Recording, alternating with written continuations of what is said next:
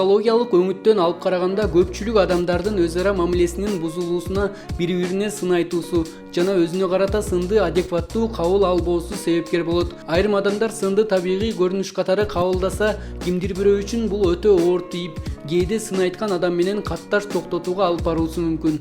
Бирөө сындаса негизи терс кабыл алам.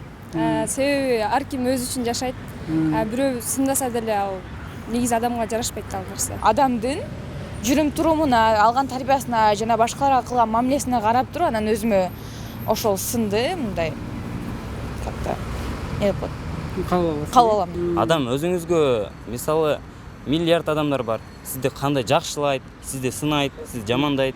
Алардын ойлору кала берет. Сиз өзүңүзгө карап, өзүңүздүн ичиңиздеги голосту угуп тыңдасаңыз болот. Ооба. Мен бирөөгө да сын тапканды жаман көрөм, өзүмө да сын алганды жаман көрөм да. Сын алсам мен булар мага жетпейт да, ошон үчүн мага сын табат деп ойлоп жүрө берем. Мен бардыгыны мындай оңой эле кабыл алам, бирок кээде негативдер дагы болот. Бирок ошолорду мага керектүү болот да, себеби алардын айткан сөзүнөн кийин мен айтам, мен значит ушундай экен, значит мен оңой болушум керек деп ойлойм. Көпчүлүк учурда чегинен ашкан сын пикирди кабыл албай же көз сыртынан өткөрүп көңүлгө албай койгонго болот. Бирок чындыкка дал келген сынды анализдөө жана адекваттуу кабылдоо адамды инсандык жактан калыптанууга зор шарт түзөт. Психологдордун айтымында сындоо жана сын пикирге болгон көз караш бала кезден калыптанат. Ошондуктан жаш кездеги баланын кулк мүнөзүн, аны баалоо аракеттерине маани берүү зарыл. Адам мындай да өзүн өзү баалоо деген бар да. Өзүн өзү баалоо бизде азыр 3 даражада болот. Биринчи өзүн кем сезүү, төмөн сезүү, өзүн төмөн баалоо. Анан өзүн мындай адекваттуу баалоо, анан өзүн ашыкча, ашкере баалоо. Мына ашкере баалаган адамдарга критика эч кандай жакпайт. Себеби ал өзүн ушунчалык уникалдуу, идеалдуу деп эсептейт дагы, өзүнүн жасаган кандайдыр бир ишине кимдир бирөө сын айтып койсо, бул теңирден тескери кабыл алып капа болушу мүмкүн.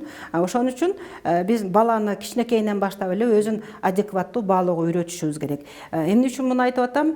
Эгер бала өзүн жогору баалап алса, жогору баалап өзүнүн мындай самооценкасы деп коебуз, өзүн жогору баалап алган болсо, өзүнүн колунан келбеген ишке деле аракет кылышы мүмкүн да, мен кыла алам. Эгер кыла албай калса, мында фрустрация пайда болот.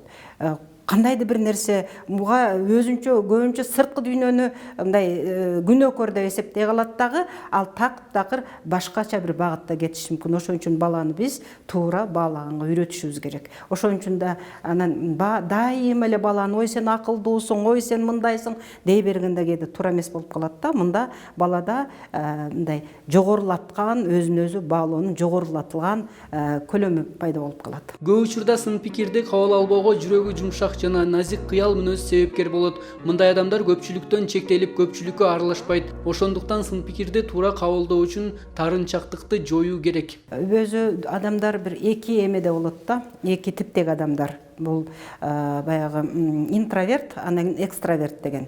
Экстраверт бул сырткы дүйнөгө бардык нерсеси сыртында болгон адамды айтабыз. Бул ачык айрым, өзүнүн оюндагысын айткан, шарт сүйлөгөн, кимдир бирөөгө мындай мамиле жасай билген адамды биз экстраверт дейбиз. Бул сырткы дүйнө менен байланышы кең. Ал эми тескерисинче интроверт бул өзүнүн ичине кайрылган. Башта айтканда бирөөгө өзүнүн сырын ача бербейт. Эми мына ошол интроверттерде таарынчактык көп кезигет. Башта айтканда өзүн башкалардан кем сезүү, башкалардан кандайдыр бир четтеп калгандай сезүү, бул интровертте көбүрөөк болот. Бул жаман адат. Ошон үчүн баланы кичинекейинен баштап бул нерсенен арылууга жардам бериш керек. Башка адамды бой келбет жана насибине карай сыноо таптакыр терс көрүнүшкө кирет. Анткени адам өзүнүн келбетин жана уруу-урпагын өз чечими менен тандабайт. Андыктан сын пикир айтылган учурда шашпай отуруп, негиздүү же негизсиз болгонуна көңүл буруп, соңунда чечим чыгарыңыз.